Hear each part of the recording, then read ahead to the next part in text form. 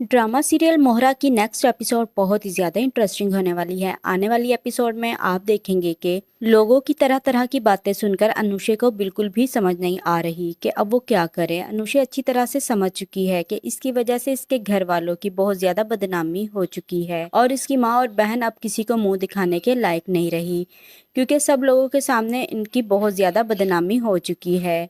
अनुषा अपनी माँ से बहुत ज़्यादा मोहब्बत करती है। वो अपनी माँ को इस तरह से दुखी नहीं देख पा रही और वो अपनी माँ से माफ़ी मांगने जाती है। अनुषा अपनी माँ से कहती है कि अम्मी, मैं जानती हूँ कि मुझसे बहुत बड़ा गुनाह हो गया है। मैंने आपका एतमाद तोड़ा है। प्लीज़ एक बार आप मुझे माफ़ कर दें। अगर आप मुझे माफ़ नहीं करेंगी तो मैं जी नहीं पाऊँगी, मैं मर जाऊँगी। जिस पर अनुषा की माँ अनुषा से कहती है, तुम जिस दिन पैदा हुई थी तुम्हें तो उसी दिन ही मर जाना चाहिए था, या जब तुम्हारा एक्सीडेंट हुआ था तुम उस वक्त क्यों नहीं मर गई? तुम उस वक्त मर जाती तो आज हमें ये दिन ना देखना पड़ता।